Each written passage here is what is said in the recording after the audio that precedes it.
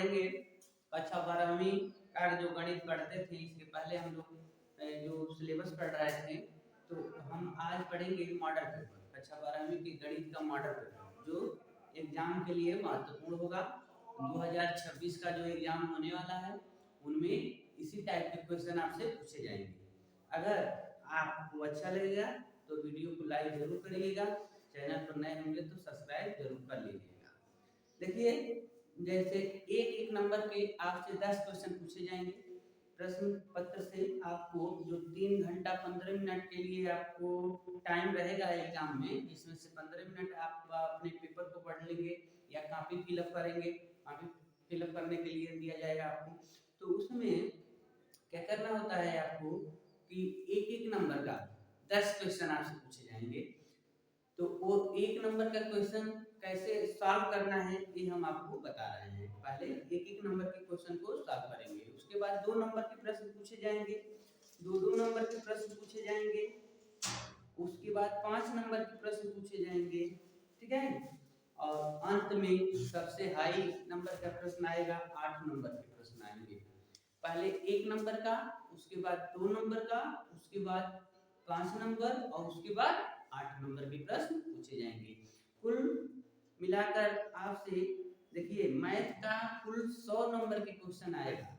बाकी सब्जेक्ट में इस जो प्रैक्टिकली विषय है उसमें 70 नंबर के क्वेश्चन पूछे जाएंगे, ठीक है। क्योंकि 30 नंबर आपका प्रोजेक्ट देगा, प्रोजेक्ट या कह सकते हैं प्रैक्टिकल के नंबर चढ़ेंगे। बाकी थ्योरी आपका 70 नंबर का होगा, लेकिन मैथ 100 नंबर के होंगे, ठीक है। कुल 100 नंबर के लिए आपको प्रश्न पूछे जाएंगे। तो 1 नंबर का प्रश्न देखिए बोर्ड पर हमने नोट किया है, यहाँ हमने लिखा है यूपी बोर्ड एग्जाम 2026 के लिए है, क्लास 12 सब्जेक्ट मैथ है, मॉडल पेपर में है। और यहाँ हमने नोट किया है वीवीआई क्वेश्चन, मतलब बहुत वेरी इंपॉर्टेंट क्वेश्चन है, महत्वपूर्ण प्रश्न है, ठीक है। तो अब पहला प्रश्न कह रहे हैं कि सभी खंड करना अनिवार्य है, मतलब पहले क्वेश्चन में 5 प्रश्न पूछे जाएंगे, तो 5 प्रश्न का मतलब 5 खंड हो गया, तो पांचों प्रश्न को करना आपका अनिवार्य होगा, ठीक है। तो जिसमें से पहला और को और को हमने नोट किया है, ठीक है। तो पहला प्रश्न कह रहा है cot इनवर्स माइनस ब्रैकेट में -1/√3 का मुख्य मान ज्ञात कीजिए। अगर cot का इनवर्स देखकर आपके माइंड में आ जाना चाहिए कि ये तो दूसरे चैप्टर से क्वेश्चन पूछे गए हैं, ठीक है। दूसरे चैप्टर में क्या है, दूसरा चैप्टर प्रतिलोम त्रिकोणमितीय फलन, ठीक है। जो त्रिकोणमितीय फलन है उसका इनवर्स का जो चैप्टर है हमारा दूसरा चैप्टर है, तो उसमें इस टाइप के क्वेश्चन हैं। तो उसी से दूसरे चैप्टर से एक प्रश्न पूछा है और अनिवार्य रूप से एग्जाम में एक प्रश्न पूछेगा, अगर नहीं पूछता तो इसी टाइप का प्रश्न दूसरा पूछेगा, ठीक है। इनको सॉल्व करना है और उसके बाद बताएंगे कि ओ वो सो और दो में से कौन सा कथन सत्य है। तो हम आपको यहाँ पर सॉल्व करके बताते हैं। सबसे पहले आप क्वेश्चन नोट करेंगे cot इनवर्स ब्रैकेट में -1/3, और जब एक ही मतलब ऐसा दिया है मुख्य मान पूछे, आप क्या करेंगे लिखेंगे बराबर थीटा, मतलब मान लेंगे थीटा मानिए, x मानिए, p मानिए, आपकी मर्जी जो मानना है सो मानिए, ठीक है। उसके बाद क्या करेंगे, इस इनवर्स वाले फंक्शन को उधर ट्रांसफर कर देंगे। इनवर्स वाले फंक्शन को उधर ट्रांसफर करेंगे, इधर बचेगा -1/3 बराबर cot थीटा, ठीक है। याद करके हम इसको पहले लिख ले रहे हैं, cot थीटा बराबर -1/3। अब सोचना है कि काट कितने अंश के मान 1/3 होता है, तो माइनस का मान ध्यान देते हुए आप केवल काट कितने का मान 1/3 होता है, तो आपको पता होना चाहिए कि काट 60 अंश के मान, काट tan 30 का मान होता है 1/3, तो tan का अपोजिट उल्टा हो जाएगा, काट काट 60 के मान 1/3, यानी काट यहाँ पर लिख देंगे π/3, π/3 का मतलब होता है 60, ठीक है। अब पुनः ये देखेंगे कि नेगेटिव दे दिया, ठीक है, तो किस चतुर्थांश में नेगेटिव होता है, ठीक है। तो अगर नेगेटिव को हटाना चाहते हैं, नेगेटिव को आप हटाना चाहते हो, या एक काम करें इस माइनस को आगे न लेकर इसके अंदर में रख लो भाई, इसके एक अंदर ही रख लो, ठीक है, minus cot minus pi by 3, ठीक है, ऐसे रख लेते हैं। अब देखो थोड़ा सा पाई बाई 3 अगर अंदर रखते हैं तो थोड़ा सा यहाँ फार्मूला देख लो, कॉट कॉट इस चतुर्थांश में पॉजिटिव होते हैं तो तीसरे में पॉजिटिव होते हैं, दूसरे में नेगेटिव होता है, दूसरे में अनुपात नहीं बदलना है। अगर हम लिखते हैं काट पाई मतलब दूसरा चतुर्थांश मतलब 180, तो काट पाई माइनस पाई बाई 3, ये क्या हो जाएगा, ये हो जाएंगे माइनस कॉट पाई बाई 3, ठीक है, माइनस कॉट पाई बाई 3। तो अभी हमने एक स्टेप कर मिटा दिया था, वही ठीक था, यहाँ पर लाइन हो रहा है माइनस कॉट, यहाँ पाई बाई 3 है, तो बताओ इनके स्थान पर मान लो या किसके स्थान पर आ गया, इसको हम ऐसे लिख सकते हैं ना, तो हम लिख देंगे यहाँ पर कॉट थीटा और cot pi minus pi by 3, ठीक है बाबू। चलो इनको थोड़ा सा साफ कर दो, कॉट इनको क्या लिख सकते हो, इनको हल करके बताओ, इनको इनसे गुणा करेंगे तो 3 पाई माइनस पाई और बट्टे में 3 होगा, इनको ऐसे नोट कर लो क्योंकि इन्हीं के स्थान पर हम पुट कर रहे हैं, तो घटा कर बताओ तो कॉट यही 2 पाई बच गया ना, 2 पाई बाई 3, 2 पाई बाई 3 इधर कॉट पाई बाई 3 मान लो एक माइनस है माइनस, हां तो हमारे पास यह है, इसको हमने ऐसे लिखा, आई को ऐसे लिखा, क्या लिखा, कॉट थीटा और कॉट 2 पाई बाई 3, तो कॉट से कॉट कट गया, थीटा का मान हमको क्या मिल गया, थीटा का मान मिल गया पाई बाई 3, 2 पाई बाई 3, ठीक है, हमारा विकल्प नंबर मिल गया, कौन सा सही है, यहाँ पर देखो 100, 2 पाई बाई 3। अगर ऐसे प्रश्न को सॉल्व करते हैं तब आपको 1 नंबर मिलेगा, ठीक है, यानी ये भी आपको याद होना चाहिए, इस चतुर्थांश में किसका मान है, मुख्य मान ज्ञात करने के लिए ये तो फिक्स है कि आपको जो त्रिकोणमितीय अनुपात है वो याद होना चाहिए, किस चतुर्थांश में कितना अंश का कोण बनाता है ये पता होना चाहिए, ठीक है। चलिए इसको तो हटा दे रहे हैं, लेकिन आप नोट करते रहिएगा साथ साथ, अगर वीडियो अच्छा लगे तो लाइक भी कर दीजिएगा, चैनल पर नए होंगे तो सब्सक्राइब कर लीजिएगा। चलिए दूसरा प्रश्न खो, प्रश्न नंबर खो कह रहा है कि ए यदि ए एक वर्ग आव्यूह है, ए एक वर्ग आव्यूह है जहां ए स्क्वायर ए मतलब ए का जब स्क्वायर करेंगे, ए का जब हम ए में ए से गुणा करते हैं तो हमको क्या मिलता है, ए ही मिलता है। तो प्रश्न कर रहा है आई प्लस ए का cube minus 7i, I plus A का क्यूब माइनस 7i का मान कितना होगा, विकल्प दिए गए हैं, ए होगा कि आई माइनस ए होगा कि आई होगा कि 3a होगा, ठीक है। अगर इसको सॉल्व करते हैं तो हमको 1 नंबर मिलेंगे, अनिवार्य रूप से सभी प्रश्नों को अगर एक एक नंबर जुटाना चाहते हैं, अपने खाते में 1 नंबर प्लस करना चाहते हैं तो इनको क्या करेंगे, आप सॉल्व करेंगे, ठीक है। चलिए इनको हम सॉल्व करके आपको दिखाते हैं, मान लो चलो यहाँ से सॉल्व करते हैं, आप इनका मान निकालना चाहते हो, इनको उठा लाओ, आई प्लस ए का क्यूब प्लस माइनस 7a है, ठीक है, तो इनको भूल जाओ, 7a को भूल जाओ, केवल इनको लो, तो a प्लस बी का होल क्यूब टाइप है, a प्लस बी का होल क्यूब, तो टूटेगा तो क्या होगा, a क्यूब मतलब i का क्यूब प्लस b का क्यूब होता है, तो a का क्यूब b के साथ रहे हैं प्लस 3i a ब्रैकेट में i प्लस e, ऐसे लिखते हैं ना, अगर टूटे तो इनको ऐसे नोट कर लेना है, और इनको आई क्यूब प्लस ए क्यूब प्लस इनको इनसे गुणा कराएंगे तो 3i square A plus 3a i a square, ऐसे हो गया। थोड़ा सा अब आपको सीखना है, यहाँ पर बताते हैं, प्रश्न में दिया है ए स्क्वायर के मान ए है, प्रश्न मिलता है ना ए स्क्वायर का मान ए है, तो अब बताओ यहाँ पर हमारे पास ए क्यू है, तो हम ए क्यू को लिख सकते हैं ए स्क्वायर इंटू ए, तो ए स्क्वायर के जगह पर ए लिखेंगे। देखो ए स्क्वायर का मान ए दिया है ना, तो इनके जगह पर ए आई इंटू ए, डिफरेंस हो गया ए स्क्वायर, अपनों हम इनको लिख देंगे ए, मतलब ए क्यू को हम क्या लिखने वाले हैं ए। तो देखो आई प्लस ए का Q equal to I Q, चलो आई को भी अभी बता रहे हैं। जब इनके जगह पर ए हो गया प्लस यह 3i, थोड़ा सा आओ यहाँ सुनो, आई स्क्वायर का मान आई होता है, आई को मतलब आई क्या होता है, आई एक तत्समक होता है ना 0 0 1, इसको अगर इसी में गुणा करेंगे ना तो ये ही रिजल्ट देगा। मतलब जब हम 2 बार गुणा करेंगे 3 बार करेंगे, मान लो इसका इसके साथ करोगे तो 1 1, यह 0 हो गया, यह नीचे होगा तो 0 1, यहाँ भी 0 हो जाएगा, मतलब गुणा करोगे तो आई का रिजल्ट मिलेगा, मतलब आई स्क्वायर का मान आई होने वाला है।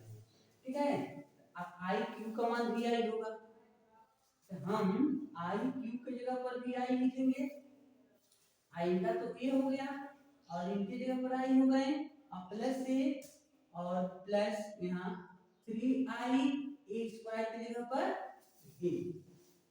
अब देखो i प्लस ए का whole Q equal to i plus, अब थोड़ा सा और बात समझना है कि ए आई का मान बहु ए होता है, ये सब फार्मूला है आपको याद रखना होगा, ए आई बराबर ए, जब हम ए में तत्समक आगम का गुणा करेंगे तो हमको ए का ही रिजल्ट मिलेगा, उसमें कोई परिवर्तन नहीं होगा।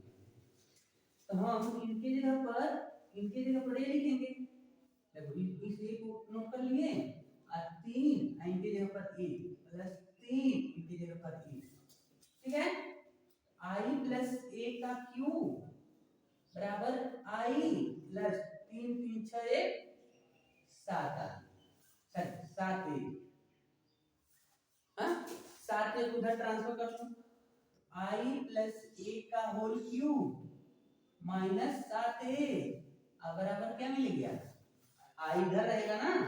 अब तो यही तो हमको प्रूफ करना था, कह रहा था ना प्रश्न आई प्लस ए का होल क्यूब माइनस 7 ए का मान कितना होगा, आई प्लस ए का होल क्यूब माइनस 7 ए का मान आई होगा, तो हमारा 100 ये भी सही हो गया, यानी विकल्प नंबर 3, यानी इस तरीके से आपको प्रश्न को सॉल्व करना होगा। ठीक है, तो एक नंबर और आपको मिला। अगर दूसरे प्रश्न को देखें गो, तो देखो गो क्या कहता है, पहले का तीसरे और चौथे प्रश्न को देखते हैं, हमने नोट कर लिया प्रश्न नंबर गो और घो। प्रश्न नंबर गो में कह रहा है यदि बिंदु दिए गए हैं ए बी सी जिसके निर्देशांक है m-1 2 1 4 5, ठीक है, कह रहे एक संरेख बिंदु है, तीनों संरेख बिंदु, संरेख का मतलब एक ही लाइन में है, आपके माइंड में होना चाहिए, संरेख कहते हैं तो समझ जाइए कि अगर त्रिभुज का भी ये शीर्ष है तो त्रिभुज का क्षेत्रफल 0 होगा क्योंकि एक लाइन में है, तो कह रहे यम का मान बताओ, इसका ये मतलब है कि त्रिभुज का क्षेत्रफल 0 दिया है, उसमें यम का मान क्या है ये हमको बताना है। तो देखो यानी ये दिया है ना, तो हम x1 यहाँ पर लिखेंगे x1 x2 x3, ठीक है, और y1 y2 y3 ऐसे लिख लेना है, आगे वाला सब x की वैल्यू है, ठीक है, और पीछे वाला जब है तो -1 + 1 5a y की वैल्यू है। तो संरेख होने के लिए सूत्र है, या त्रिभुज का शीर्ष पता हो तो त्रिभुज के क्षेत्रफल निकालने का फार्मूला होता है ऐसे 1/2 ब्रैकेट में x1 y2 - y3 plus x2 y3 - y1 plus x3 y1 - y2, ठीक है, तो यह फार्मूला होता है। तो इसका मान 0, इसका मान 0 दिया हुआ है, ठीक है, तो आपको 1/2 ब्रैकेट में x1 की जगह पर क्या लिखने वाले हैं बाबू, यम। तो यहाँ लिखेंगे यम ब्रैकेट में y2 का मान है 1 और y3 का मान है 5, तो 1 - 5 प्लस x2 का मान है 2 और y3 का मान है 5 माइनस y1 के मान है -1 के हो गया +1 और प्लस x3 का मान है 4 तो 4 और ब्रैकेट में y1 मतलब -1 y2 मतलब 1 बराबर 0 लिखना होगा क्योंकि संरेख है तो इसका मान 0 होगा। 0 से हम इक्वेट कर देंगे।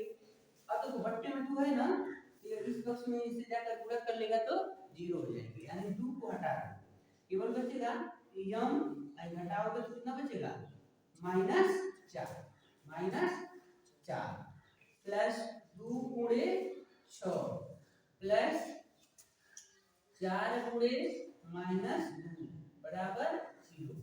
यहाँ हो गया -4 यम और प्लस 6 दूनी 12 और -8 बराबर 0। तो -4 यम प्लस 4 बराबर 0। तो -4 यम बराबर बाबू देखो इसको पक्षांतर करेंगे तो -4 होगा। यम के मान क्या मिल गया -4 बट्टे में -4 यानी यम के मान 1 मिल गया। यानी इस तरीके से हमको यम का मान मिल गया 1, यानी वो नंबर का जो विकल्प है सही हो जाएगा 1, यानी 1 नंबर और आपको मिल जाएंगे अगर ऐसे सॉल्व करते हो। ठीक है, यहाँ पर घड़ी घ यानी घ में कह रहा है कि निम्न में से सतत फलन है, फलन भी दे देगा, बताएगा कौन सतत है, यानी सतत कहे या संतत कहे या सांतत्य कहे तो ये आपको बताने के कार्य करेंगे। तो आपको हमने पहले ही बताया था कि अगर साइन आपको दिख जाए साइन और पास तो हमेशा कहना है कि ये सतत फलन होते हैं। ठीक है, त्रिकोणमितीय अनुपात में जो रहते हैं वो सतत फलन होते हैं। आप कहना है साइन यह एक क्या है, एक सतत फलन है। साइन है, कॉस है, tan है तो आप बिना किसी से पूछे कहेंगे ये सतत फलन है। उसके बाद देखो अब दिया है x² तो x² यानी बहुपदी कोई फलन है, बहुपद फलन है। ठीक है, बहुपदी यानी है तो आपको कहना है कि ये सतत फलन है। इस द्विघात बहुपद है ना x² है तो ये भी ये सतत फलन है। आप ये देखकर जान जाएंगे कि ये सतत फलन है।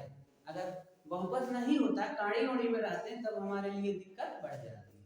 हम कहेंगे यह एक बहुपद है इसलिए यह क्या है, सतत फलन है। यह भी सतत फलन है। हमको बताना है कौन असतत फलन है। और तीसरे नंबर में देखो भाई 1/1 - 2x। अब देखो यह यानी एक और 0 होता नहीं पता करो अगर ये ना हो x से जल्दी पर x बराबर 1/2 रख दे मतलब ये 2 और 1/2 रख दे इधर 1 नहीं है इसे कट गया ना तो 1 - 1 हो जाएगा और फिर 1 तो 1/0 हो गया। तो ये क्या हो जाएंगे इनफिनिटी हो जाएंगे यानी वो परिभाषित हो गया और सतत फलन। ठीक है, आप पढ़ेंगे फल फलन फलन क्या है, फलन असतत है या अपरिभाषित है। फलन x बराबर 1/2 पर फलन अपरिभाषित है, अतः यह असतत फलन है। यानी यही विकल्प नंबर आपका होगा 100 सही है। लेकिन बहुत सारी बट्टे में तो वही हुआ नहीं तो इनको जांच कर लो। आप इनको देख लेते हैं 4 नंबर में 1/1 प्लस x²। अब बताओ x के जगह पर कोई भी नंबर रखो, एक लिखोगे तो 1 का स्क्वायर 1 आई जोड़ लेंगे तो 1/2 हो गया ना। तो 1 में अगर हम 2 से भाग करते हैं तो 0.5 आ गया। अगर 2 रखते हो तो 4 1 5 हो जाएगा 1/5 तभी 0 कुछ आएगा करेगा। अगर नेगेटिव नंबर रखोगे तो स्क्वायर करोगे, वर्ग करोगे तभी प्लस हो जाएगा, और 1 से ऐड करेंगे तभी हमको कुछ ना कुछ, यानी जीरो नहीं होने दे रहा है, यह जीरो नहीं होने वाले हैं। नेगेटिव रखो या पॉजिटिव रखो, किसी भी केस में ये जीरो नहीं हो रहा है। तो यहाँ पर हम कहेंगे यह x एलिमेंट r पर, यानी किसी भी रियल नंबर पर x एलिमेंट r पर फलन क्या है, परिभाषित है, परिभाषित है, और फलन परिभाषित है। अतः यह सतत फलन है, यानी ये भी सतत है, केवल यानी यह जो था यानी सर नंबर वाला ये असतत फलन था। इस तरह से आपको प्रश्न को सॉल्व करना होगा एग्जाम में, तब आपको पूरा पूरा नंबर प्राप्त होगा। ठीक है, एक प्रश्न और इसमें रहेगा, इस प्रश्न नंबर 1 में खंड और है, उनको देखते हैं। देखिए पहले का 5वां नंबर का सवाल, यानी अंग दिया है ना, इसी टाइप के सवाल आपसे पूछे जाएंगे, एकदम वेरी वेरी इंपॉर्टेंट है, बहुत महत्वपूर्ण प्रश्न है बाबू। ठीक है, तो देखो जैसे कह रहा है कि समाकलन करो, समाकलन अंडर रूट में दिया है ना 1 + sin 2x dx। अब बताना है कि इसमें से कौन सा विकल्प सही है, मतलब इसका समाकलन करेंगे तो कौन सा विकल्प सही हो रहा है। तो आपको मतलब इस टाइप का सवाल अगर मिलता है तो एक नंबर में याद जरूर करके जाइएगा, कई बार लगा कर जाइएगा। जैसे समाकलन अंडर रूट 1 + sin 2x। अब बताओ इसमें तो ऐसा कोई फंक्शन है नहीं जिसको हम t मान सकते हैं, मान लो इसके खाली t मानोगे तो हट भी नहीं करेगा, कहानी के अंदर मानेंगे तो पूरा को t मानेंगे। ठीक है, तो थोड़ा सा अपना दिमाग का दही कर लो, sin 1 के यहीं पर आप क्या लिख सकते हो, 1 के यहीं पर sin का स्क्वायर x + cos का स्क्वायर x लिख सकते हो। हाँ, दही हो रहा है दिमाग में, करो तब उसमें से वो निकलेगा, क्या निकलेगा, घी निकलेगा। दही करो तो देखते हैं, sin 2x को लिख सकते हो 2 sin x into cos x, ये फार्मूला होता है ना, sin 2x को ऐसे लिख सकते हो 2 sin x into cos x, अब 1 की जगह पर sin square x plus cos square x, तो देखो a square plus b square plus 2ab का फार्मूला बन गया, बना कि नहीं बना। इनको लिखो sin x plus cos x का होल वर्ग dx। हम चाह रहे थे कि पानी हट जाए, अब पानी हटा दो क्योंकि वर्ग है ना, तो वर्गमूल लेंगे तो sin x plus cos x dx। अब चलो समाकलन कर दो, तो sin का समाकलन माइनस cos x और प्लस cos का हो गया sin x प्लस c, हल हो गया। प्लस वाले को पहले लिख लो sin x, इनको बाद में लिख दो cos x प्लस c। अब देख लो विकल्प नंबर कौन सा है इसमें से, तो विकल्प नंबर आपका सही है। ठीक है, इस तरीका से एक प्रश्न सॉल्व हो जाते हैं। अब आता है प्रश्न नंबर 2, यानी उसमें 5 प्रश्न पूछे जाएंगे। देखो प्रश्न नंबर 1 से 5 प्रश्न हम लोग सॉल्व किए एक नंबर का, इसमें विकल्प दिया गया था, यानी कौन सा विकल्प सही है, यानी ऑप्शन वाला ये प्रश्न थे। लेकिन और भी 5 नंबर के प्रश्न पूछे जाएंगे। प्रश्न नंबर 2 में 5 प्रश्न पूछेगा, उसमें ऑप्शन नहीं देगा, आपको खुद सॉल्व करना है और उसका आंसर प्राप्त करना है, तो वो भी एक नंबर का प्रश्न रहेगा। तो उसमें देखिए कैसे प्रश्न पूछ रहे हैं, देखते हैं दूसरे प्रश्न। तो दूसरे प्रश्न में भी बाबू कहेगा कि सभी खंड करना अनिवार्य है, मतलब इसमें भी 5 प्रश्न पूछे जाएंगे। दूसरे में विकल्प करके मतलब 1 2 3 करके 5 क्वेश्चन आपसे पूछे जाएंगे। तो इसमें बहुविकल्पी प्रश्न नहीं है, मतलब इसमें आपको विकल्प नहीं देगा, आपको खुद इसका आंसर पता करना है। ठीक है, तो जैसे पहला प्रश्न कह रहा है कि ए एक सेट है जिसमें यह अवयव दिए हैं और आर यहाँ रिलेशन को स्थापित कर रहा है, तो इसमें रिलेशन का अवयव दिए गए हैं। तो पूछ रहा है कि बताओ जो ए है उसमें स्वतुल्य सममित और संक्रामक है, मतलब अगर रिलेशन इसका देखा जाए, एक आर से रिलेशन बनाया जाए तो क्या है, इसमें से स्वतुल्य सममित और संक्रामक बना रहा है कि नहीं बना रहा है। तो आपको पता होना चाहिए कि पहले चैप्टर से ही प्रश्न पूछ दिया है, ठीक है, यानी संबंध और फलन से। तो संबंध वाला चैप्टर से है, ये संबंध का है, ठीक है, पहला चैप्टर है। तो इसमें हम स्वतुल्य की जांच करना चाहते हैं। तो आपको बताया गया था कि अगर एक ही सेट हो तो एक राशि करते हैं। तो चलो एक राशि करेंगे तो बहुत सारे नंबर तुमको मिलेगा, लेकिन उससे भी हम सॉल्व कर सकते हैं, या सीधे सीधे हम स्वतुल्य के लिए जो रूल है उसको पता कर लें। स्वतुल्य के लिए क्या जानते हैं हम लोग, स्वतुल्य कब मानेंगे कि है, जब हमारे पास मान लो ए एलिमेंट आर है, एक एलिमेंट है आर का, आपके पास आर के पास जाएंगे तो हमेशा पेयर में ना मिलेगा, दो दो नंबर ना मिलेगा, नहीं मिल रहा है ना दो दो नंबर। तो जब ए एलिमेंट आर अगर हो जाए तो कहना है कि स्वतुल्य है। इसमें से देखो कितने लोग ए है, मतलब पहले स्थान x और y दोनों के स्थान पर सेम नंबर होना चाहिए। अगर मिलता है r वाले में, ठीक है, तब तो कहना है कि ये समतुल्य है, अन्यथा नहीं है। तो देखो अब 0 0 है ना, एलिमेंट r के अवयव मिल गए। ऐसे कहीं देखो 1 1 2 2 1 1 भी है एलिमेंट r, और 2 2 भी है एलिमेंट r, चलो 3 3 भी है, गुड।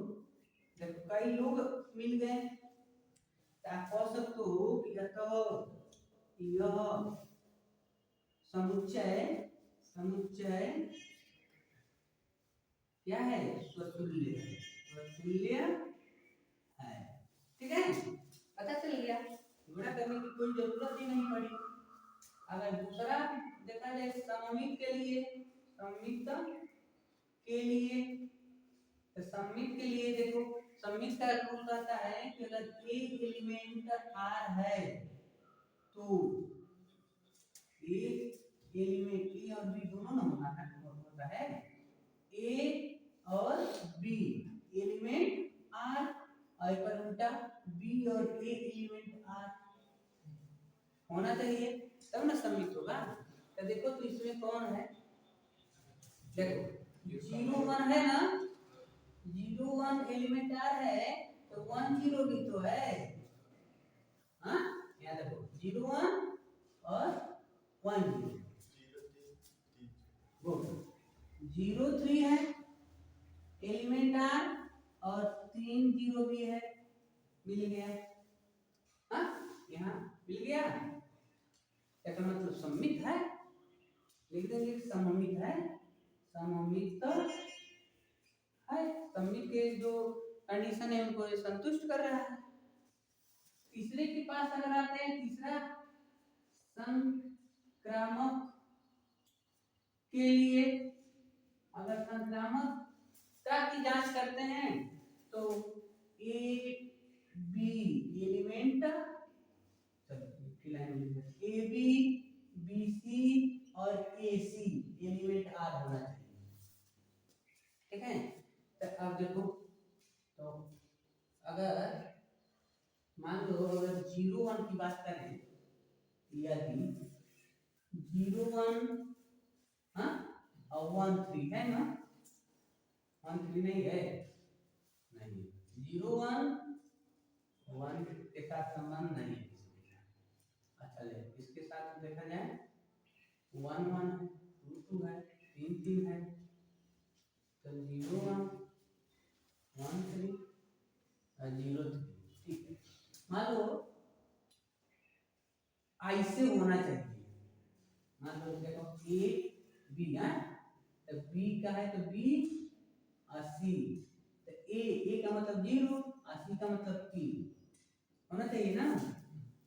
तो यहाँ पर यह दोनों मिल रहा है, लेकिन यह नहीं मिल रहा है, मिल रहा है नहीं ना, मिल रहा है, तो हम कहेंगे यहाँ पर 01 और 03 element R, but 1 3 not element R, है नहीं ना? है ऐसा होना चाहिए। चलो अगर इनको छोड़कर बाकी किसी अवयव को पकड़ते हैं तो वो तो संतुष्ट करना चाहिए, इसके टाइप का होना चाहिए। तो कहेंगे संक्रामक नहीं है, संक्रामक नहीं है। यानी अंत में लिख देंगे अतः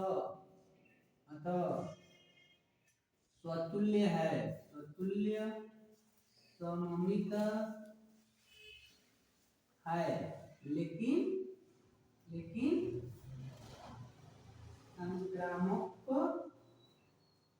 नहीं है। ठीक है, स्वतुल्य है, सम्मित है, लेकिन संक्रामक नहीं है। इस तरीके से ये प्रश्न आपको सॉल्व करना होगा, लेकिन इतना करने के बाद भी एक ही नंबर मिलेगा, लेकिन करना है भाई, आपको करना। कह रहे हो कि हमारे पास दो अवयव हैं ए और बी, देखो इनके नंबर नोट किया गया है। तो कह रहा है कि अगर ए और बी हैं तो a माइनस बी, इसके बाद इसका डैश निकालो, और पहले ही a डैश और b डैश निकाल कर a डैश में b डैश को माइनस करो। देखो दोनों बराबर होना चाहिए, यानी ये बात सिद्ध करना है, जांच नहीं करना है, सिद्ध करना है। a माइनस b का डैश बराबर a dash minus b dash. ठीक है, तो सबसे पहले हम लोग LHS को निकालते हैं, यानी a माइनस b निकालेंगे, a माइनस b। ठीक है, आओ निकालते हैं। 3 माइनस 1 0 और 4 2 1 में हम घटाने वाले हैं b को, माइनस 1 2 1 और 1 2 3 को। तो a माइनस b बराबर, चलो 3 में 1 को घटाएंगे तो प्लस हो जाएगा, 4 में इस 1 को घटा लिए, माइनस 1 में इस 2 को माइनस किए, 2 में 2 को माइनस किए, 0 में 1 को माइनस किए, इस 1 में 3 को माइनस किए। क्या मिल गया? यहाँ देखो, चलो ये 4 हो गए, यह 3 हो गया, यह माइनस 3, यह 0, माइनस 1, माइनस 2, मिला ना? a माइनस b का परिवर्त कितना होगा? इसमें जो पंक्ति है स्तंभ कर दो, स्तंभ को पंक्ति कर दो। ठीक है, ये हो जाएंगे 4 4 3 माइनस 3 0 माइनस 1 माइनस। अभी LHS निकला है और LHS निकालते हैं, a dash minus b dash, a dash minus b dash. a dash का मतलब जो a है ना, इसको पहले ही परिवर्तित कर लेते हैं। तो 3 4 माइनस 1 2 0 1 नोट कर लिए, उल्टा कर दिए, हम पंक्ति को स्तंभ बना दिए। देखो यहाँ पर 3 गुणे 1 2 का था ना, अब यहाँ पर 2 गुणे 3 का हो गया, उल्टा कर दिए। इनको लिखो माइनस 1 1 2 2 1 3। अब इसको माइनस करते हैं, तो चलो तो 3 में किसको घटाएंगे? माइनस 1 को, तो प्लस 1 हो गया, माइनस 1 में 2 को घटा दो, 0 में 1 को घटा दो, 4 में 1 को घटाएंगे, 2 में 2 को घटा देंगे, 1 में 3 को घटा देंगे। तो क्या मिल गया? 4 माइनस 3 माइनस 1 3 0 माइनस। अब देखो यह और यह सेम नंबर आ गया जी, सेम आ गया ना? आप कह सकते हो अतः a माइनस b का डैश बराबर है a dash minus b dash. इस तरीका एकदम फिक्स है कि आप लोग से भी सवाल आपसे पूछे जाएंगे। ठीक है, एक सवाल और वो देखो, बहुत आसान सवाल है, समाकलन आपको करना है। क्या है कि समाकलन में 3 कड़ी में x plus 5 log x minus 11 log ax का x के सापेक्ष अवकलन करना है। ठीक है, तो चलो अवकलन कर लेते हैं। तो एक कांस्टेंट नंबर है 3 ना, जो कांस्टेंट है हम सब उनको आगे लिखते हैं। 3 डिवाइड x काणी में x plus 5 divide x minus 11 divide x log ax। हो गया, एक लाइन और स्टार्ट करते हैं। 3 डिवाइड x इनके पावर को ऐसे लिख देंगे। काणी का मतलब होता है, काणी का 1/2 ना, ऐसे कर दिया गया। यहाँ पर तो log था ना जी, log x है, तो plus 5 divide x log x minus 11, लेकिन ब्रैकेट में इसको देखो log यम गुणे यम दो गुना पद गुणा किया है, इसको दो बार लिखेंगे log a, लेकिन अवकलन में लिखना है divide x log a plus divide x log x गुणा में है, तो प्लस रहता है तब ना गुणा करते हैं, माइनस रहता है तो भाग रहता है। ठीक है, अब आ जाओ भाई इनको सॉल्व करते हैं। 3 इनका अवकलन कितना होगा, 1/2 आगे x के पावर माइनस 1/2, पावर में एक माइनस करते हैं ना अवकलन होता है, तो प्लस 5 यहाँ पर गुणे 1/x log x का अवकलन हो गया, माइनस 11 ब्रैकेट में इनका हो गया 0, log a है उसके पास x नहीं है, और प्लस इनका हो गया 1/x। थोड़ा सा इनको ऐसे करते हैं। आ जाओ बाबू, यहाँ पर देखेंगे तो यहाँ हो गया 3/2, इनको माइनस घात में 1/2 है, तो उसको भी बट्टे में लिख देंगे, काणी में 3 है, काणी में और x और माइनस 1/2 है, तो उसको बट्टे में लिख देंगे। ठीक है, प्लस 5/x, कोष्टक टूटेगा तो माइनस 11/x ऐसे हो जाएगा, यानी 3/2 काणी में x प्लस, लेकिन दोनों बराबर है तो एक बार लिखेंगे। अब 5 में 11 घटाएंगे तो 6 बचेगा माइनस में, माइनस आगे बढ़ा, ये आपका अवकलन हो गया। इस तरीके से एक गो समाप्त हो गया। तो हम आशा करते हैं कि आपको ये प्रश्न समझ में आ रहे होंगे। अगर वीडियो अच्छा लगे तो लाइक जरूर करिएगा, कमेंट बॉक्स में अपना राय जरूर दीजिए, ताकि हम आगे का सलूशन आपको अगले वीडियो में बता सकें। धन्यवाद।